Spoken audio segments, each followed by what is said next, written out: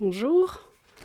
Alors, je suis l'infirmière anesthésiste Lover. Donc, je travaille au bloc opératoire en anesthésie. Ça dépend un peu des besoins. Euh, oui, effectivement, il y a du retard. Je suis là pour ça. J'ai été rappelée parce que votre chirurgien a eu une grosse urgence à gérer. Donc, il ne pouvait pas laisser ce patient en difficulté. Donc, ça décale un peu son planning, voire beaucoup. Et comme il est habitué à toujours venir voir ses patients entre les chirurgies, aujourd'hui, s'il continue à faire ça, il va devoir annuler des blocs. Et je pense qu'aucun des patients de la journée n'a envie d'être annulé. Donc voilà, comme j'ai l'habitude de gérer son bloc et ses anesthésies, je suis là effectivement pour éviter d'accumuler les retards. Je vais faire agent de liaison entre le bloc opératoire et les patients. Donc là, c'est votre tour. Je suis là pour voir si vous avez des questions et puis je vais revoir tout le dossier avec vous, être sûr que tout est bon et que dès que mon bip sonne, on peut vous emmener. D'accord? Alors, déjà, je vais redemander pour être sûr. Je vois votre numéro de dossier là. Je peux voir votre bracelet, s'il vous plaît. Votre bracelet de patient. Voilà, merci. Ok.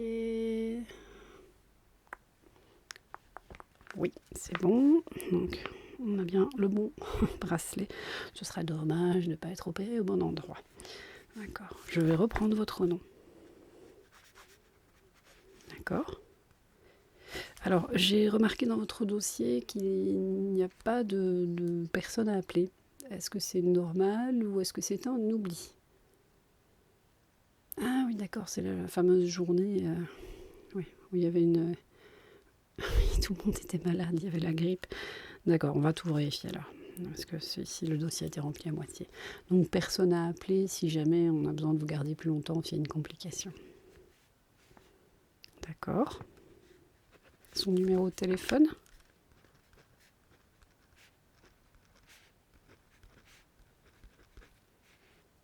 Ok, 31, c'est ça? D'accord. 31. Là. Ça, c'est bon. Votre âge? Ok. Pareil, dans le dossier, je n'ai pas vu votre groupe sanguin. Donc, votre carte de groupe sanguin, est-ce que vous l'avez? Oui? Je vais la prendre. Voilà, impeccable.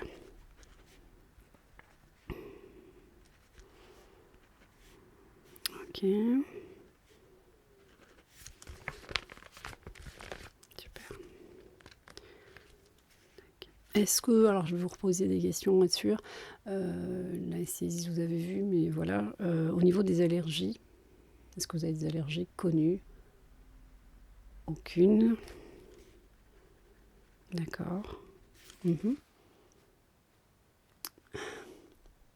êtes fort sensible au morphinique. Ok, on va le noter. Donc, ce sera vraiment le médecin anesthésiste qui va décider du coup des dosages et de la fréquence du produit.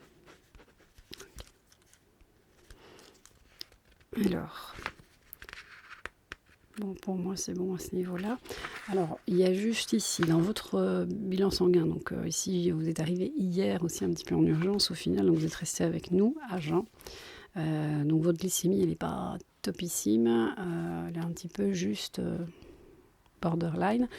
Là, vous allez encore un peu attendre et sur votre prise de sang, il y a quelques petits signes de déshydratation. Donc, on ne va pas attendre d'aller en préparation pour vous mettre votre voie veineuse. On va tout de suite vous mettre sous perfusion gentiment, de manière à ce que votre corps prenne un peu d'avance, puisque dès qu'on va vous endormir, et ça, ce n'est pas, comment vais-je dire, de votre faute ni de la faute de personne, mais votre corps en général réagit à l'anesthésie en ayant une baisse de tension. Donc du coup, si la tension est basse, c'est pas très bon pour le rein, pour le cerveau, pour le cœur, pour les organes vitaux. Donc si déjà à la base vous êtes déshydraté et votre tension n'est pas bonne, ça ne va faire que s'aggraver sous anesthésie. Donc ce que je vais faire déjà, je vais reprendre votre tension. Donc ça ne fait pas mal, hein. On est déjà passé, je suppose, hier, vous la prendre plusieurs fois. Voilà, je vais prendre votre bras.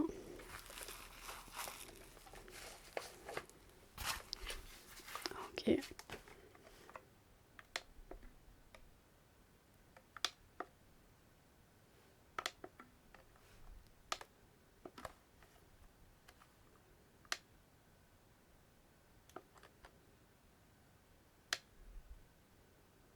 Une deuxième fois.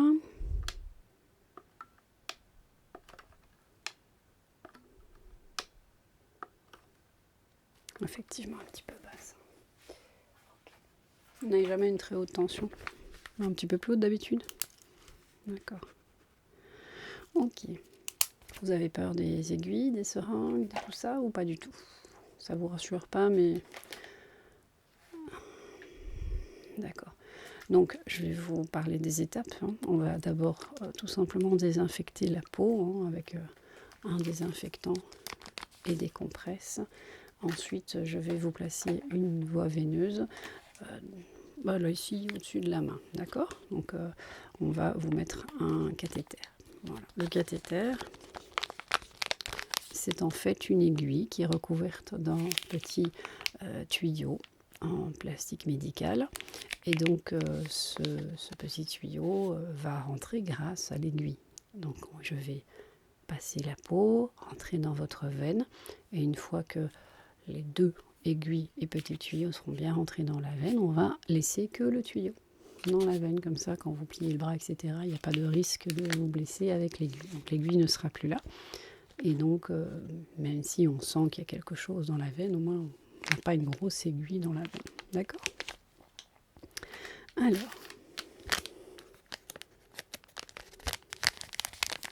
on va commencer par désinfecter.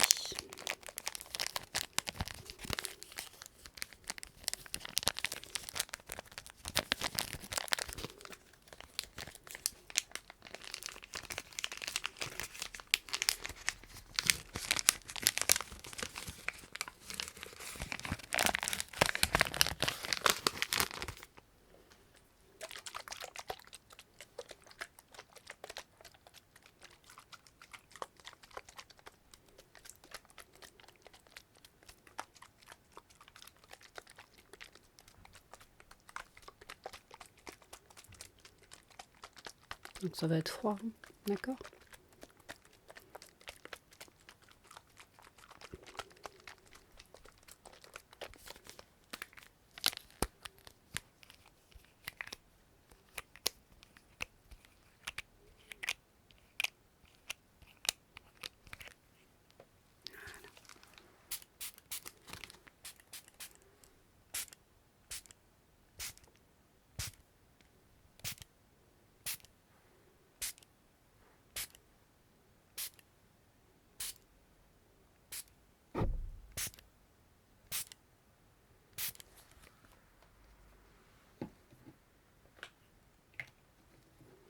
Voilà, si vous pouvez me permettre, je vais prendre votre main, d'accord ?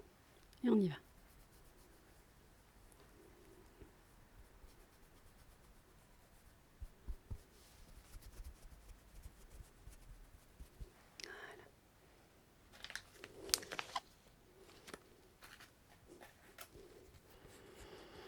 Alors je vais préparer de quoi attacher le cathéter.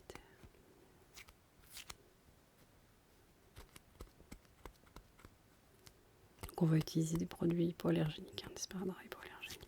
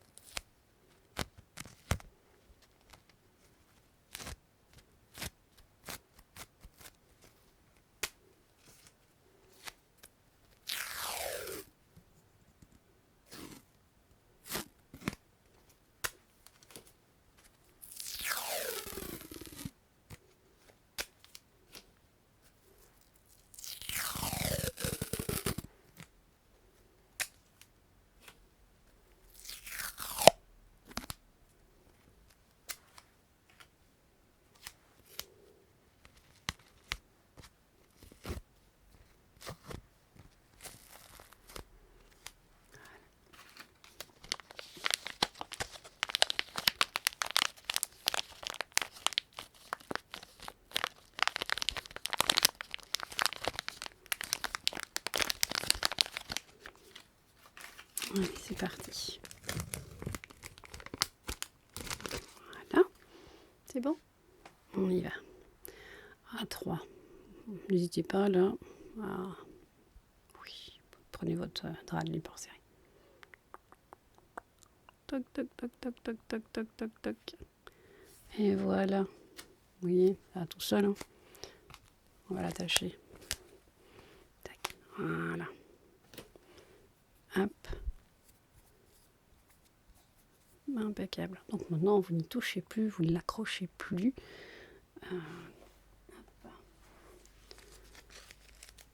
Et on va vous brancher votre perfusion.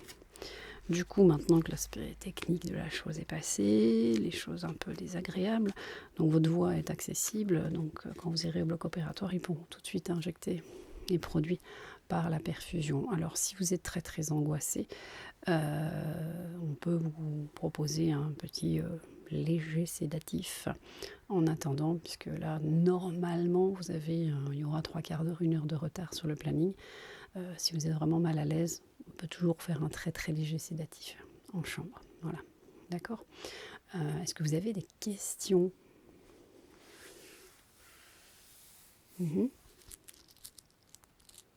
Alors, sur la durée, théoriquement, puisqu'il y a toujours, voilà, on doit faire attention quand même à pas, on va dire 1 heure. Après, évidemment, tout va dépendre de votre corps et de son envie de se réveiller en post-opératoire. Donc vous vous réveillerez dans une salle de réveil d'anesthésie et pas en chambre, d'accord, pour être sûr que tout aille bien. Dès que tout ira, enfin dès qu'on voit que vous allez bien, que vous vous sentiez bien, eh bien vous revenez en chambre, d'accord. En ce qui concerne, je dirais, le réveil, on verra. Bon, apparemment, vous n'avez pas énormément d'expérience sur le sujet, donc du coup, on verra comment vous réagissez au produit. Cicatrice. Alors là-dessus, je vais vous rassurer tout de suite, cette semaine, l'assistant chirurgien, parce que vous avez toujours un chirurgien chef, si je puis dire, au bloc opératoire, et vous avez son assistant. Il y en a 1 ou 2 selon les chirurgies. Et donc l'assistant cette semaine est une personne qui se destine à la chirurgie plastique.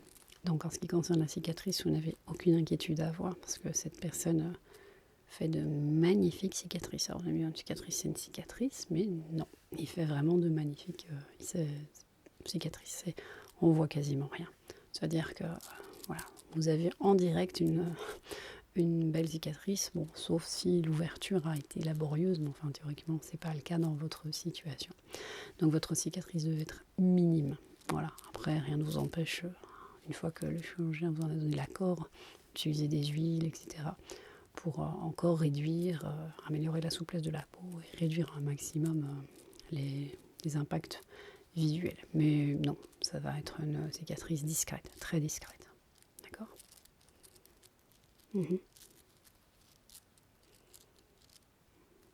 Les complications. Alors, je ne suis pas chirurgien, mais sur ce type de chirurgie, par expérience, ou ce que j'ai vu opérer, honnêtement, c'est très très rare.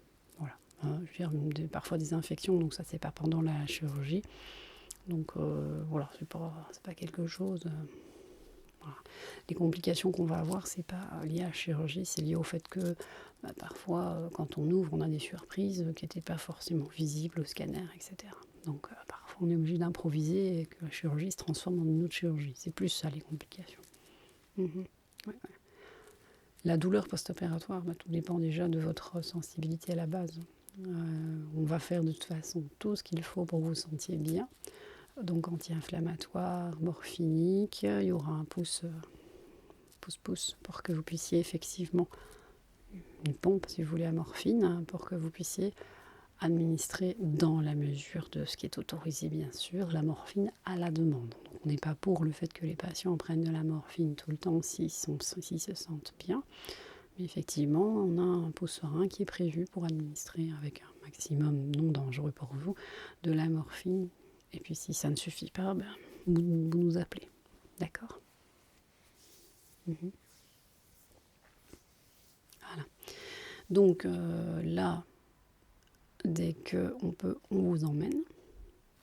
Et puis après, oui.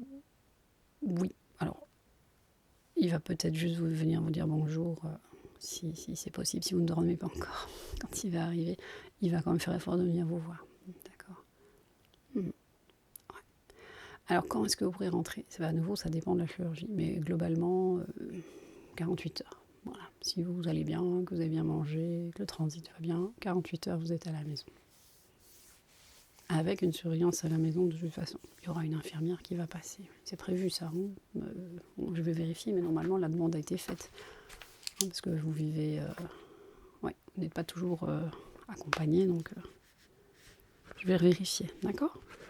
Ok.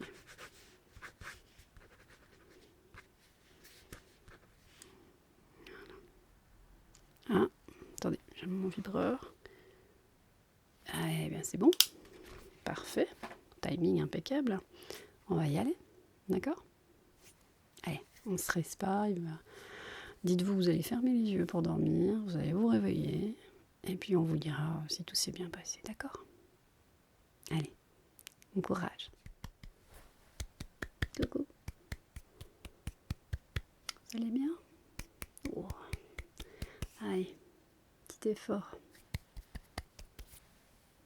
Petit effort. Vous m'entendez? Vous pouvez cligner des yeux si vous n'avez pas envie de parler. D'accord. Alors tout s'est très très bien passé. Comme je l'ai dit, 50 minutes. Tout s'est bien passé. Votre cicatrice est magnifique. Voilà. Vous avez mal? Un petit peu? Sur une échelle de 1 à 10? Ok, ça va. D'accord. Ouais. Ça va faire que s'estomper. Ne vous inquiétez pas. Un petit peu de nausée. Ça, c'est le produit de l'anesthésie. Attendez. Hop. Je vais vous faire un petit peu d'antinausée dans la paire. Dans 5-10 minutes, ça va s'arrêter. D'accord? Bon, c'est les médicaments, ne vous inquiétez pas, l'anesthésie. Ça peut arriver. Donc tout s'est très très bien passé. Donc là, vous avez un réveil qui est plutôt rapide. Hein, donc n'hésitez pas, voilà, vous avez le bouton sur le côté de votre lit si ça ne va pas. Si vous vous sentez trop douloureuse ou si vous avez la moindre question, vous n'hésitez surtout pas. D'accord? Non, il n'y a aucun souci, je suis là pour ça. Non, le chirurgien est très très content. Il passera vous voir tout à l'heure.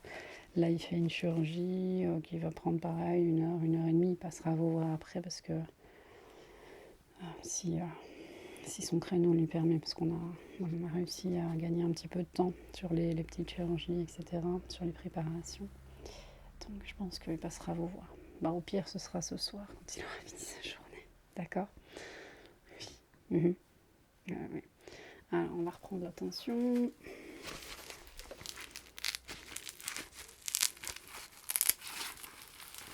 Ouais.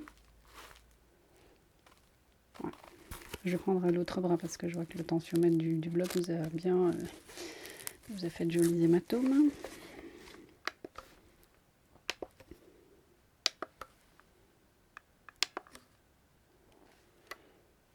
Ok. Bon. En tout cas, la paire va rester encore un petit peu avec vous. Hein. Ok. Voilà. Tant que vous ne pourrez pas boire et manger correctement, de toute façon, elle ne bouge pas la paire. Hein. D'accord? Voilà. Donc, si vous vous sentez un peu fatigué, vous pouvez fermer les yeux, vous détendre. De toute façon, voilà, vous ramènerez dans la chambre une fois que j'aurai votre réveil bien abouti. D'accord? Là, votre tension est encore un peu basse. J'aimerais qu'elle remonte un petit peu avant de vous ramener. D'accord? Il n'y a pas de souci, hein, on va regarder ça. Ouais. Attends, je vais juste voir le patient là, juste à côté, d'accord? D'accord. Non, ne vous inquiétez pas, il n'y a pas de souci. Non, ne tracassez pas. Mais non. Non, je suis là pour ça. Voilà. Alors, je reprends votre tension une dernière fois. Enfin, ou pas, on verra bien.